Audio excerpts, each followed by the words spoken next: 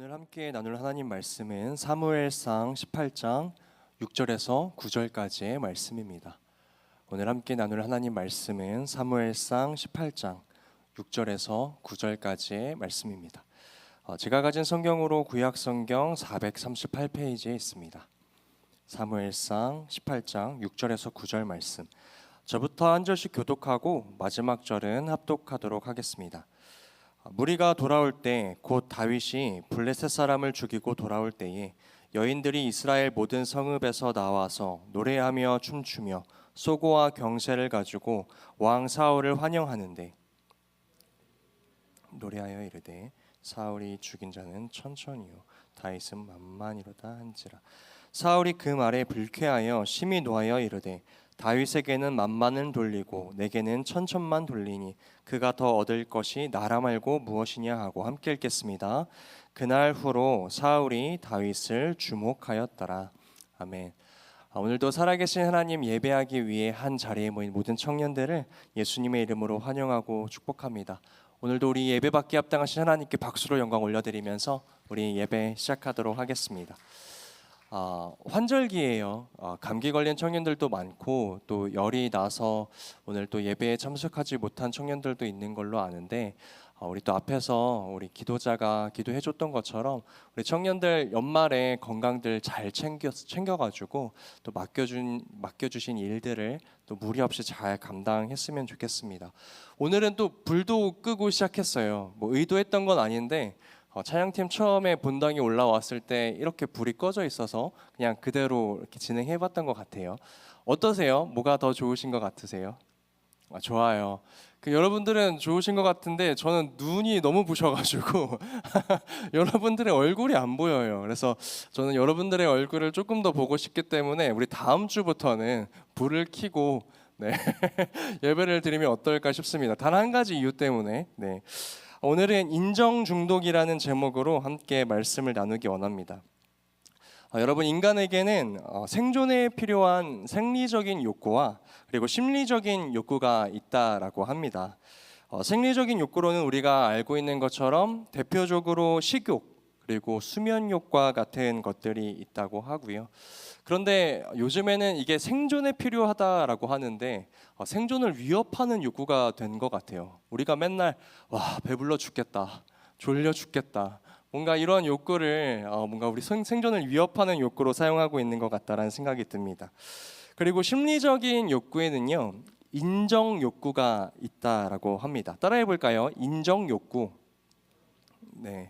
인간을 탐구하는 많은 연구자들은요, 앞서 얘기했던 식욕과 수면욕은 우리가 생존하기 위해 꼭 필요한 것들이라고 이야기하고요. 이 인정 욕구는 자신의 존재감을 확장시키기 위해 필요한 것이라고 말합니다. 정리해 보면은 우리가 타인이나 자기 자신에게 어떤 일을 인정받고 인정하는 것은 내가 생존할 이유가 된다라는 말이에요. 그래서 사람에게 인정이라는 것은요, 내가 가치 있는 존재이다라는 생각과 함께 사람으로 하여금 살아갈 맛을 느끼게 해준다고 합니다. 이렇듯 인정 욕구는 타인에게 또는 자신에게 너는 살아갈 가치가 있다라는 그런 말을 듣고 싶은 욕구라고도 볼 수 있습니다. 당연히 이런 인정 욕구에는 긍정적인 면이 있어요. 이 인정 욕구는 우리로 하여금 더 나은 성과를 이루고자 하는 동기부여를 주게 됩니다. 또 상대방에게 우리가 인정을 받는다는 것은 때론 우리에게 성취감도 주고요. 그리고 사회적인 관계와 긍정적인 자기 형성을 이뤄가는데 큰 도움을 준다라고 해요. 반면에 부정적인 면도 있습니다. 이 인정 욕구가 너무 강하면 인정 중독이 되는데요. 인정 중독이 되면서 우리의 삶에 부작용이 발생하게 된다라고 합니다. 첫 번째 부작용은요, 과도한 스트레스예요.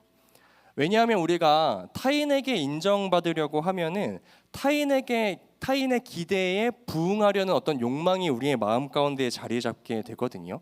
근데 그러다 보면은 여러분도 아시겠지만 타인이 기대하는 것과 내가 할 수 있는 능력에는 분명히 차이가 있어요. 거리감이 있다라는 것이에요. 그런데 나는 그에게 인정을 받고 싶은데 나는 그럴 만한 능력이 없으니 그것이 자신에게 압박감으로 다가오고 또 실패에 대한 두려움으로 표출되기도 합니다. 그리고 인정 중독의 두 번째 부작용은 타인에게 인정받고자 자신의 가치와 신념을 포기해야 하는 상황이 생긴다라는 것입니다. 나의 어떠한 판단보다 타인의 평가가 더 중요하게 여기게 되면서 내가 스스로 사고하고 행동하기보다 타인의 결과에 자신을 맞추는 그런 어떤 수동적인 모습을 살아가게 된다라는 것이에요. 그리고 마지막 셋째로 이 인정 욕구가 인정 중독으로 변하게 되었을 때의 부작용은 타인과의 비교를 통해서 자신의 삶을 평가한다라는 것입니다. 그 사람이 좋아하는 외모, 그 사람이 좋아하는 능력, 그 사람이 좋아하는 조건들을 가진 사람과 나를 끊임없이 비교하는 거예요. 그래서 그 기준과 다른 자신을 바라보면서 괴로워합니다. 또는 타인이 나의 삶을 평가하도록 내버려 둔다라는 것이죠. 이런 인정 중독에 관련된 내용들을 좀 저술한 책이 있는데요. 여러분에게 잠시 소개해 드리려고 해요. 이미지를 하나 띄워주시죠. 네, 내면 소통이라는 책인데 기독교 서적은 아닙니다. 그런데 이 시대를 살아가는 인정 중독에 빠진 많은 사람들이 어떻게 자신의 삶을 성찰하고 또 어떠한 모습들로 이러한 문제들을 회복할 수 있는가 좀 심리적이고 뇌과학적으로 저술해 놓은 책이더라고요. 그런데 우리는 이 책을 살펴보면서 이 시대를 살아가는 사람들의 문제점을 우리가 통찰하고 그 해결책을 기독교적인 관점에서 좀 접근해 보면 좋겠다라는 생각을 가지고 청년 여러분들에게 이 책을 한번 소개해 봤습니다. 이 책은 연세대학교 김주환 교수님께서 쓰신 책인데요.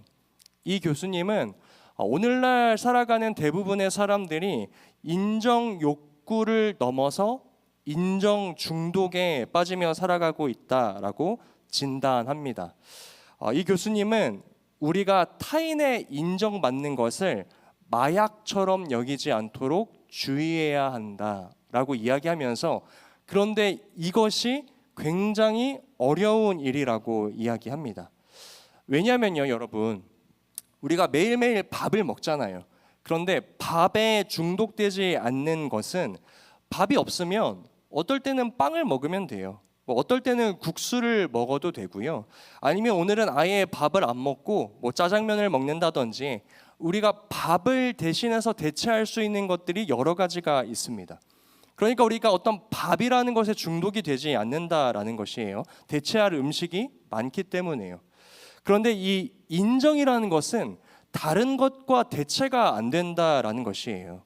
그리고 인정 욕구와 인정 중독의 가장 큰 차이점은 무엇이냐면 내가 바라는 그 인정이 충족되지 않았을 때 어떻게 반응하냐에 달려 있다라고 합니다. 이 인정 중독에 빠진 사람은요, 나에게 인정이 충족되지 않았을 때 그것이 내 삶에 충족되지 않으면 극심한 고통과 불행감에 빠지게 된다는 것입니다. 단순히 인정 욕구가 있는 사람은 괜찮아요. 이 인정 욕구라는 것은 우리에게 동기부여도 해주고요. 자기 가치를 느끼게 해주는 어떤 좋은 동기가 될 수 있으니까요. 그런데 이 인정 중독에 빠진 사람은 엄청나게 불행해진다라는 것입니다. 더 나아가서 저 사람이 나를 무시하면 어떡하지? 나를 인정하지 않으면 어떡하지라는 불안감을 가지고 삶을 살아가면서 전전긍긍하며 살아간다라고 합니다. 그래서 이 인정 중독에 빠진 상태는요, 결국 불행한 상태를 의미한다고 해요. 왜냐하면 내가 무엇을 선택하든지 무슨 일을 하든지 물건 하나를 살 때조차 남의 눈에 어떻게 보일까를 고민한다라는 것이에요. 내가 이런 가방을 살면, 내가 이런 동네에 살면, 내가 어떤 직장을 가지고 있으면 이들이 나를 무시하는 게 아닐까? 아니면 또는 내가 이런 외모를 가지고 있으면, 이 정도의 나이에 이 정도의 돈을 가지고 있으면 이 사람들이 나를 인정해 주지 않을까? 이렇게 남의 시선에 따라서 자신의 인생의 모든 걸 결정해 나간다라고 합니다. 이제 내 삶이 전적으로 타인의 판단에 따라 끌려가는 삶을 살아가게 된다라는 것이에요. 그래서 이 김주환 교수님은요, 인정 중독에 빠진 사람의 상태를 이렇게 비유하는데요. 여러분, 그 강아지들 산책시킬 때 강아지들 목에 이렇게 목줄을 착용하잖아요. 그런데 그 목줄을 자기 스스로 그 목줄을 차고 목에 달아서 그 손잡이를 타인에게 주는 것과 같다. 인정 중독의 상태는 마치 이런 것과 같다라고 말씀해 주시는 거예요. 그래서 그 사람들이 나를 인정해주면 꼬리치며 행복해하고, 그 사람들이 나를 인정해주지 않으면 주눅들고 불행해진다. 이렇게 조금 다소 좀 과격한 표현도 사용하시는데요. 그만큼 이 인정 중독이 사람에게 치명적이라는 것입니다. 그렇다면 우리가 이 인정 중독에 대한 치명적인 사실을 깨닫게 되었는데, 어떻게 하면 타인의 인정에 자신의 삶이 휘둘리지 않고 살아갈 수 있을까? 이 교수님은 자기 가치감을 스스로 가지고 있어야 한다라고 이야기합니다. 따라해 볼까요? 자기 가치감. 네, 이게 무슨 이야기인가요, 여러분? 스스로의 내면에서 내가 가치 있는 사람이라는 인식을 가지고 있어야 자기 존중감을 키워갈 수 있고, 어떤 역경이나 시련이 찾아왔을 때도 포기하거나 좌절하지 않을 수 있다라는 것이에요. 그렇다면 이 자기 가치감이라는 것은 어떻게 형성될 수 있는가? 이것은 어렸을 적에 부모와 자녀의 관계로부터 시작된다라고 이야기합니다. 어려서부터 사랑받으면서 자라면 아이들이 나는 사랑받을 존재이구나, 소중한 존재이구나, 이렇게 자기 가치감이 형성되고 뿌리 내린다라는 것이에요. 그래서 어린 시절에 우리가 이런 얘기 많이 듣잖아요. 부모에게 조건 없는 사랑을 받아야 한다. 그 이유가 바로 이것 때문입니다. 그리고 우리 이 자리에 앉아있는 여러분들, 그리고 우리는 대부분 어렸을 적 부모님에게 조건 없는 사랑을 받으면서 자라왔어요. 그런데 우리가 점점 성장하면서 우리의 상황은 변하게 되죠. 어떻게 변합니까? 부모님이 나에게 말씀하시는 거예요. 동생이랑 사이좋게 지내면 원하는 것 사줄게. 성적 오르면 용돈 올려줄게. 원하는 대학 들어가면 너가 하고 싶은 대로 살도록 내버려 둘게. 이렇게 우리의 행동에 어떤 사랑의 조건이 달리게 된다라는 것입니다. 그 순간 인간은요, 어떠한 불안감에 사로잡히게 됩니다. 내가 무엇을 해야만 인정받고 사랑받을 수 있다라는 메시지를 은연중에 듣게 된다라는 것이에요. 그리고 이것이 커다란 압박이나 협박으로 다가올 수 있다라고 이야기합니다. 결국 타인의 기준에 미치지 못하면 내가 받는 이 사랑이나 인정, 그리고 나의 존재감을 잃어버릴 수도 있겠다라는 위기감이 들고, 이러한 이야기를 계속 듣다 보면 자기 가치감을 키울 수 없다라고 이야기합니다. 그런데 오늘날을 살아가고 있는 많은 청년들에게도 이런 인정 중독이 일어나고 있다라는 것이에요. 왜 그런가? 이유를 살펴봤더니 우리가 자라오면서 의무 교육을 받잖아요. 그러면서 우리는 자연스럽게 무엇을 해내고 성취할 때 부모님이나 친구들이나 선생님들한테 인정받는 환경에 끊임없이 노출되어서 자라왔다라는 것이에요. 그런데 우리가 어렸을 때는 우리가 머무는 공동체가, 집단이 가정과 학교, 좁은 울타리여서 나의 삶 가운데 제시되는 여러 가지 기준들이 몇 가지 안 되었지만, 그래서 그 기준을 열심히 내 나름대로 최선을 다해 살아가다 보면 인정도 받고 기분도 좋아지고 그랬지만, 여러분 아시는 것처럼 이제 청년이 되어서 대학에 들어가고 사회에 나가면 나를 향한 그 기준들, 나를 향한 그 제시되는 수많은 기준들 얼마나 많습니까? 내가 가정이나 학교에서 제시받았던 그 기준과는 도무지 비교할 수 없을 만큼 많은 기준들이 나에게 제시되죠. 그래서 나는 한계가 있는 사람이고 나에게는 그만한 능력이 없는 사람인데 내가 그 기준들을 채우지 못하니까 더 이상 우리는 어른이 되어가면서 인정의 목소리를 듣지 못하게 된다라는 것입니다. 그런데 여러분, 우리가 아까 앞서서 이야기할 때 이 인정이라는 것은 사람이 존재하는데, 나의 존재감에 대해서 확정하는데 꼭 필요한 것이라고 이야기를 했어요. 그런데 성인이 되어서 사회에 나가서 나를 향한 인정의 목소리가 들려오지 않으니, 내가 그 제시된 기준들을 매일매일 실패하는 것처럼 느껴지니 사람들이 그 인정을 확인받고자 어디로 몰려듭니까? 인터넷, SNS 이런 쪽으로 몰려드는 거예요. 그래서 나의 삶에 아름다워 보이는 순간을 담아서 누군가의 하트, 누군가의 인정, 나라는 사람의 존재감을 확인받고 싶어서 생각보다 많은 사람들이 이 인정 중독에 빠져서 SNS를 활용한다라는 것이죠. 명품을 사요. 아주 호화로운 식사 등에 과감히 나의 돈을 지출해요. 그래서 사진을 찍어서 SNS에 올리는 것도 나를 위해서가 아니라 타인의 인정을 사기 위해서 그 명품에 돈을 들이고 호화로운 식사에 돈을 들이는, 그것은 명품이나 식사를 사는 게 아니라 어쩌면 누군가의 인정을 사는 가격일 수도 있다라는 것입니다.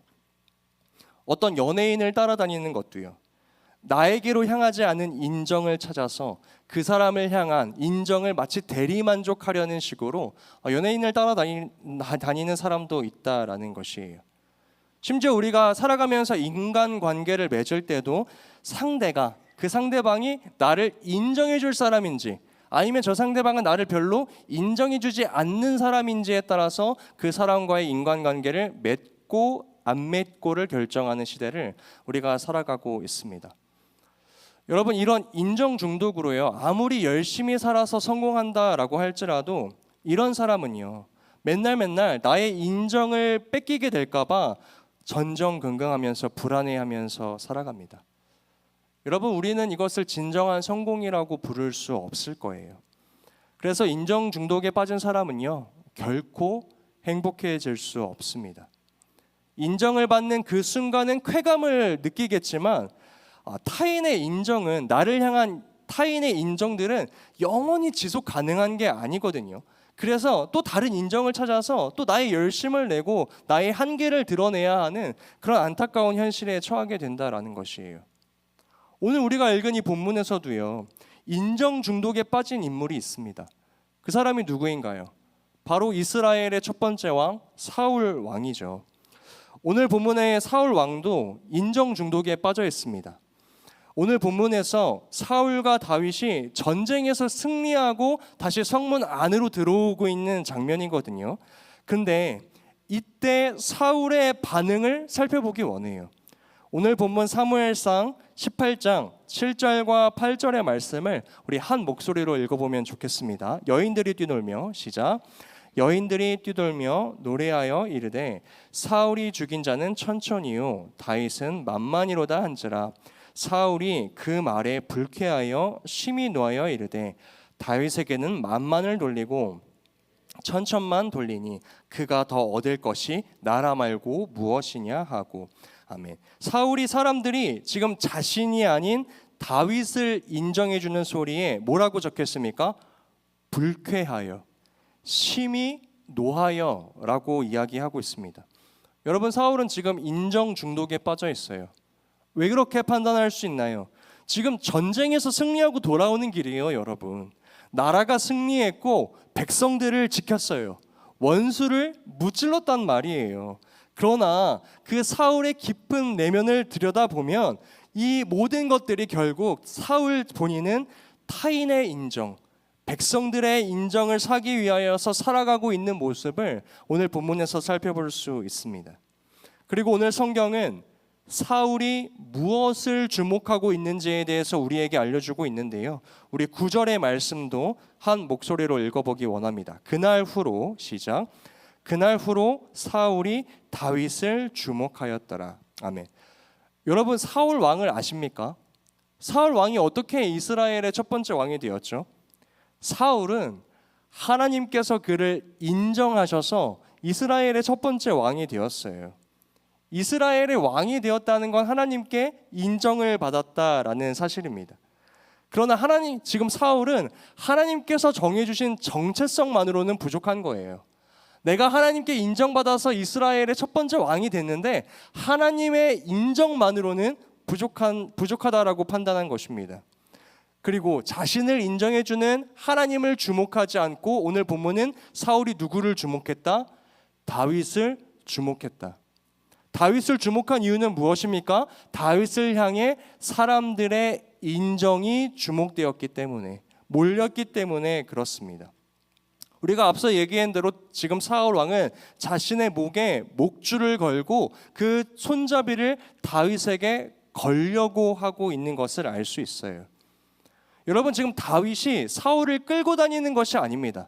사울 스스로 그 손잡이를 다윗 어딘가에 걸어놓고 다윗이 이쪽으로 가면 사울도 이쪽으로 가고 다윗이 저쪽으로 가면 사울도 저쪽으로 갑니다. 나머지 그의 평생에 온전히 다윗에게 끌려다니는 모습을 우리가 성경을 통해서 알 수 있어요. 이후에 사울의 삶에 대해서 우리가 잘 알고 있잖아요. 자신의 남은 평생을 다윗을 죽이겠노라 하면서 복수심에, 이기심에, 질투심에 사로잡혀서 자신의 삶은 포기한 채 다윗만을 따라다니는 사울의 모습을 알 수 있습니다. 다윗을 향한 인정을 따라 쫓아다닌 것이죠. 그런데요, 여러분, 이 사울이라도 처음부터 이렇게 못났던 사람은 아니었습니다. 사울 왕도 처음부터 그렇지 않았어요. 하나님께서 이 사울 왕을 처음 선택하셨을 때의 모습은 어떻습니까? 여러분, 사울은요, 이스라엘 12지파 중에서도 가장 작은 베냐민 지파에서 태어났어요. 그는요, 사회적으로도 중요한 역할을 맡은 사람은 아니었습니다. 성경에서 첫 번째로 사울이 어떻게 등장하는지 그 모습을 살펴봤더니 그는 그저 아버지의 사랑받는 아들로 나와 있어요. 그저 아버지를 사랑하는 마음에 밤새도록 아버지가 잃어버린 나귀를 찾아 헤매고 다니는 그러한 모습이 사울의 첫 장면이라는 것이에요. 성실한 아들이었다라는 것입니다. 이런 사울의 모습에서는요, 아버지를 향한 사랑의 모습이 있습니다. 자신의 능력에 대한 겸손함이 있어요. 사무엘이 찾아와서 사울에게 이렇게 이야기하거든요. 하나님께서 당신을 이스라엘의 왕으로 삼고자 하십니다. 그때 사울의 이야기가 대답이 뭔지 아십니까? 나는 이스라엘 지파 중에서 가장 작은 베냐민 지파의 사람입니다. 사울은요, 겸손한 사람이었어요. 자신의 처지와 상황을 잘 파악하고 있는 사람이었습니다. 그래서 하나님께서는 이 사울을 주목하세요. 그리고 하나님께서는 사무엘에게 사울에게 말하여라, 내가 너를 이스라엘의 왕으로 삼을 것이다 라고 말씀하십니다. 사울은 이스라엘의 왕이 될 자격과 상황과 조건을 갖추고 있지 않았습니다. 그런데 하나님께서 사울을 찾아오세요. 그리고 왕으로 세우십니다. 여러분, 그러니까 은혜이고 값없이 받은 선물이죠. 그런데 그렇게 하나님의 인정을 받은 사울이 왕의 자리에 올라갔는데 오늘 본문에 나타난 사울은 하나님이 아닌 다른 것에 마음을 빼앗겼다라는 것입니다. 그것은 바로 세상과 사람들의 인정이라는 것이죠. 그리고 사울은 이제 인정 욕구를 넘어서 인정 중독에 빠진 모습을 보이고 있습니다. 사울은요, 오늘 내가 인정받아야 할 대상이 누구인가를 잊어버리고 있어요. 사랑하는 여러분, 오늘 이 자리에 앉아있는 우리도 마찬가지죠. 하나님께서 자격 없는 우리에게, 사울이 이스라엘의 왕이 될 자격과 조건과 상황이 아니었던 것처럼 우리도 하나님의 자녀, 하나님의 백성, 예수 그리스도의 의로운 백성들이 될 자격과 상황과 조건을 갖추고 있지 않았어요. 그런데 예수 그리스도께서 이 땅에 오셔서 우리를 구원하시죠. 그렇기에 값없이 받은 은혜이고 선물입니다. 여러분, 예수 그리스도께서 이 땅에 오셔서 우리에게 하신 일이 무엇인지 아세요? 세상이 저버린 죄악 가운데 살아가고 있는 우리를 이제 예수 그리스도의 피값으로 보혈로 깨끗이 씻으시고 그 이름을 믿는 자들을 의롭다라고 인정해 주신 것이 우리 그리스도인들의 삶이라는 것입니다. 우리도 사울처럼 하나님께 인정을 받았어요. 그런데 우리는 하나님을 향한 인정과 하나님께서 우리에게 정해주신 정체성과 그 하나님 나라의 가치감을 버린 채 스스로 우리에게 목줄을 걸고 세상과 타인이라는 거리에 나의 삶을 맡긴 채 그들이 일로 가면 나도 일로 가고 그들이 저리로 가면 나도 저리로 가는, 그렇게 끌려다니는 인생을 살아가고 있다라는 것입니다. 사랑하는 여러분, 저는 간절히 소망합니다. 오늘 이 자리에 앉아있는 청년들이 세상이나 사람들에게, 어떠한 다른 것들에게 나의 인정을 찾지 마시고 하나님께 인정을 찾으시고 하나님에게서 여러분의 존재감과 정체성을 찾으시는 믿음의 청년들 되시기를 간절히 축복합니다. 나를 향한 하나님의 인정을 인정하시는 여러분 되기를 소망해요. 다시 한번요. 나를 향한 하나님의 인정, 너희는 예수 그리스도를 믿음으로 말미암아 의롭게 된 사람들이야, 너는 예수 그리스도께 인정받은 자들이야 라는 그 하나님의 인정을 우리도 오늘 인정해야 한다라는 것입니다. 여러분, 하나님께서 우리의 삶을 향하여 인정하시는 것은 세상과 같지 않습니다. 하나님은 우리의 무엇을 인정하시나요? 첫째로 하나님은 우리의 연약함을 인정하십니다. 여러분, 저는 이 말이요, 저에게 얼마나 위로가 되는지 모르겠어요. 그 완전하신 하나님께서요, 흠도 없으신 그 하나님께서 우리에게는 완전한 모습을 바라시지 않는다. 하나님께서는 우리가 연약하고 부족한 존재라는 것을 인정하신다라는 것이에요. 하나님께서는 자신의 완벽함의 기준을 우리에게 들이밀지 않으세요. 너희들 나의 백성이야? 그럼 너희도 나처럼 완벽한 모습으로 변해라. 나의 기준은 완벽이야 라고 말씀하시지 않는다라는 것이에요. 저에게 많은 가르침을 주신 한 목사님께서 종종 이런 말씀을 하셨습니다.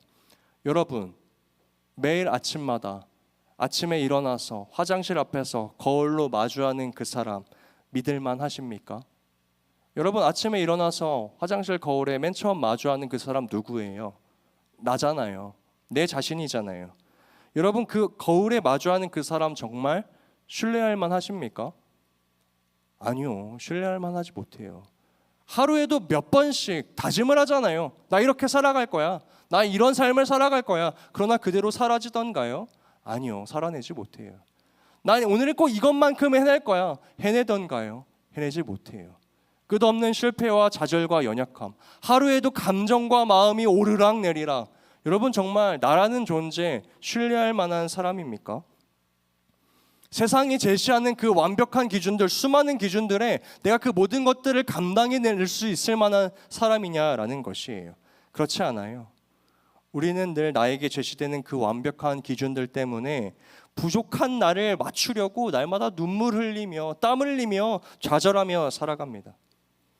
하지만 하나님께서는 우리의 있는 그대로의 모습을 인정하신다라는 것이에요. 그저 하나님께서 주신 나의 모습 그대로 하나님을 사랑하는 마음으로 예수 그리스도를 믿는 믿음으로 나의 최선을 다하여 살아갈 때 그것이, 그 삶이 하나님 앞에 인정된다라는 사실이 오늘 이 자리에 앉아 계신 청년 여러분들께도 위로가 되시기를 간절히 소망합니다. 여러분, 하나님이 선택하신 사람들을 보세요. 자녀가 없었던 아브라함, 나이가 들어 모든 능력을 잃어버렸던 모세, 막둥이에 양이나 치던 냄새나던 다윗, 노예로 팔려갔던 다니엘, 다혈질의 지식이 없던 베드로, 그리스도인들을 박해하고 죽였던 사울이었던 바울. 그 누가 하나님의 기준에 어울리는 사람이 어디에 있습니까? 그러나 하나님께서는 그들의 연약함을 그대로 인정하시고 하나님께서는 그들을 붙들어 사용하셨다라는 것이에요. 아니, 그 전능하시고 완전하신 하나님조차 내 모습, 내 그대로를 인정하시겠다라고 하는데 왜 우리는 누군가의 인정을 받기 위하여 세상이 나를 향해 제시해 놓은 그 수많은 인정의 기준에 미치지 못하는 나를 바라보며 왜 날마다 탄식하고 좌절하며 살아가고 있냐라는 것입니다. 여러분 또 다른 방향으로는 어때요? 우리는 때론 나조차도 완벽하지 못한 사람이면서 나도 그 기준에 해당되지 못하는 사람이면서 누군가를 향하여 어떤 기준의 인정의 잣대를 들이밀기도 합니다. 그러면서 저 사람은 인정받지 못할 사람이야 판단하기도 한다라는 것이에요. 이런 우리를 보며 성경은 말합니다. 우리 로마서 2장 1절의 말씀을 한 목소리로 읽어보기 원합니다. 그러므로 시작. 로마서 2장 1절의 말씀 먼저 띄워주시면 감사하겠습니다. 네, 로마서 2장 1절 말씀 함께 읽겠습니다. 그러므로 시작. 그러므로 남을 판단하는 사람아, 누구를 막론하고 내가 핑계하지 못할 것은 남을 판단하는 것으로 내가 너를 정죄함이니 판단은 내가 같은 일을 행함이니라. 여러분 때론 우리도요, 나조차도 버거워하는 인정의 잣대를 상대방에게 들이밀 때가 있습니다. 내가 인정받기 원하는 사람들, 나를 평가하는 사람들, 여러분 그 사람들이나 내가 누군가를 향하여 어떤 기준의 인정의 잣대를 들이미는 건 다 똑같은 일이라는 것입니다. 그런데 여러분 우리가 이것을 이해해야 돼요. 내가 그 인정받기 원하는 그 사람들이나 오늘 이 자리에 서 있는 나나 모두가 부족한 사람들이라는 것이에요. 내가 인정받기 원하는 그 세상과 사람들에게도 똑같은 어려움과 한계와 능력 없음과 자격 없음이 존재한다라는 사실을 우리가 이해해야 합니다. 우리가 서로가 서로를 절대적으로 평가할 수 있을 만한 사람이 아니라는 사실을 오늘 말씀을 통하여 깨달아야 합니다. 세상의 기준은, 사람의 기준은 완벽하지 않습니다. 여러분 그럼 둘째로 또 하나님은 우리의 무엇을 인정하시는가? 성경을 살펴봤더니 하나님은 우리가 예수 그리스도를 믿는 그 믿음만을 인정하십니다. 우리는 예수를 믿음으로 의롭게 되어서 하나님 나라의 백성으로 인정받은 사람들입니다. 이 자리에 앉은 청년 여러분들, 오늘 우리가 하나님 나라를 소유한 백성들이라는 사실을 정말로 믿으십니까? 여러분, 사람이 나를 사랑하지 않는다고 하여서 무엇인가 내가 이루지 못했다고 하여서 좌절하지 마세요. 나에게 예수가 있으므로, 나에게 하나님 나라가 있으므로 오히려 부유한 마음으로 그 사람을, 그 세상을, 그 사람들을 바라보시는 여러분들 되시기를 간절히 소망합니다. 여러분 세상 사람들도 그렇잖아요. 자신이 많은 것들을 가진 것들을 자랑하면서 너는 나의 인정이 필요하지, 내가 이만한 사람인데, 내가 이만큼의 많은 것들을 가졌는데 너 나의 인정이 필요하지, 이런 식으로 뻐기면서 자랑하면서 살아가는데 왜 그리스도인들은 예수 그리스도와 하나님 나라를 소유한 자로서 누군가에게 인정을 구하면서 살아가고 있냐라는 것이에요. 우리는 세상을 향하여서 이렇게 살아갈 수 있어야 되죠. 저 사람도 예수 그리스도의 은혜가 필요한 사람인데, 저 사람도 내가 소유한 하나님 나라를 소유해야 하는 사람인데, 부유한 마음으로 세상을 바라볼 줄 아는 시선을 왜 그리스도인들이 잃어버렸냐라는 것입니다. 하나님이 나를 인정하신다. 여러분 따라해 봅시다. 하나님이 나를 인정하신다. 이 믿음의 가치를 가지고 살아가시는 청년부 되시길 소망합니다. 여러분 세상이 나에게 제시하는 기준과 세상이 나에게 향하는 그 판단들에 너무 귀 기울이지 마세요. 여러분 제가 제 주머니에 10,000원이 있다라고 생각을 해봅시다. 그래서 이 돈을 구겨요. 여러분 돈을 원래 구기면 안 되지만, 화폐는 귀하게 사용해야 되지만, 제가 이것을 구겨가지고 여러분 이거 가지시겠습니까? 라고 하시면 여러분 안 가지시겠어요? 가지시겠죠. 이 화폐의 가치가 구겨졌다라고 해서 이 가치가 변합니까? 변하지 않습니다. 여러분 그 돈을요 바닥에 던지고 발로 밟는다고 해서 그 가치 변합니까? 조금은 변할 수도 있겠죠. 왜요? 더러워진 지폐가 되었으니까요. 그런데 그 가치로 물건을 구매할 수 있는 그 가치는 변하지 않잖아요. 여러분 그 지폐에게 누군가 욕을 한다고 해서 그 가치가 떨어집니까? 여러분, 이처럼 세상이 우리를 향하여 내놓는 수많은 기준들, 수많은 잣대들, 판단들, 누가 우리를 와서 구기든 꾸기든 짓밟든 욕을 하든 하나님이 정해주신 내 본연의 가치는 떨어지지 않는다, 훼손되지 않는다. 우리의 가치는 무엇에 의해 결정된다? 하나님께서 정해주신 그 가치에 의해서 정해진다. 그러므로 그리스도인들의 자기 정체성은 오직 하나님께서 나를 어떻게 생각하시는가에 달려 있다라는 것입니다. 예수님께서는 이 땅에 오셔서 이렇게 말씀하시죠. 진리가 너희를 자유롭게 하리라. 여러분, 오늘 우리가 찬양을 할 때도 수없이 찬양했잖아요. 고백했잖아요. 예수님이 나를 구원하셨습니다. 나는 자유롭게 되었습니다. 여러분, 그런데요, 단순한 찬양의 고백이 아니라 실제 나의 삶에 적용되어야죠.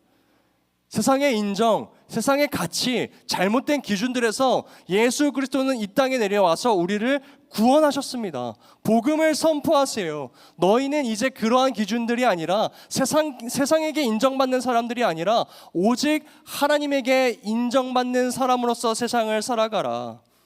세상의 기준과 사람들의 판단에 얽매이지 말라는 것이에요. 우리가 이것을 끊어내는 습관을 가져야 합니다.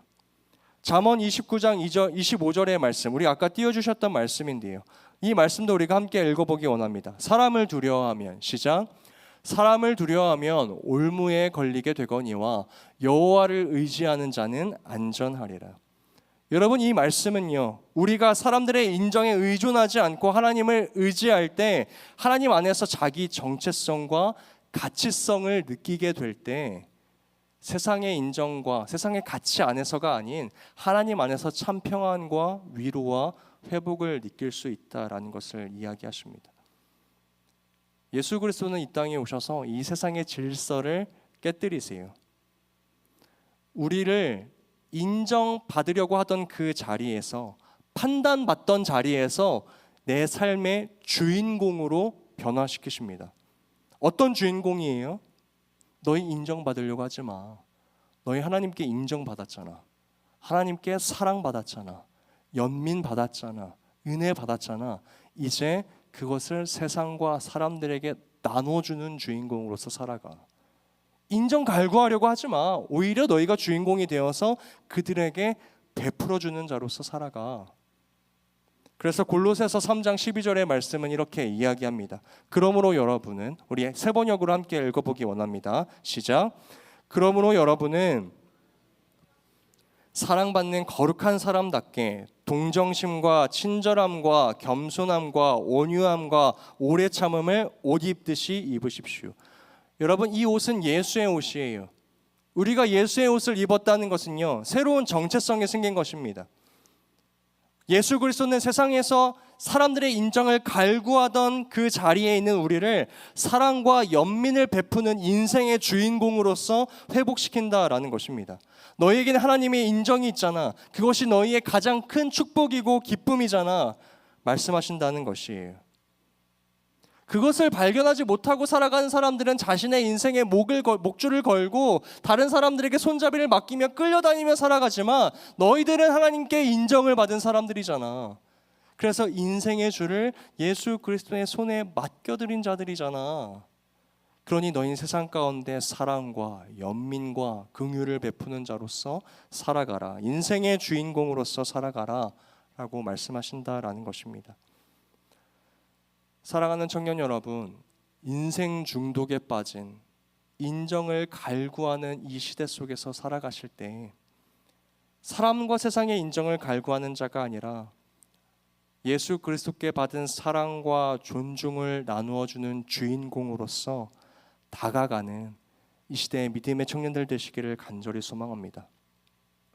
사람은 모두 다 자신의 문제, 자신의 한계, 저마다의 전쟁을 치르고 있어요.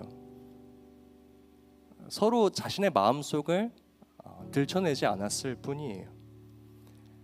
그래서 그 사람들에게 인정을 받으려고 노력할 필요 없습니다. 오히려 그 사람들을 향해 예수 그리스도의 마음을 내어드리세요.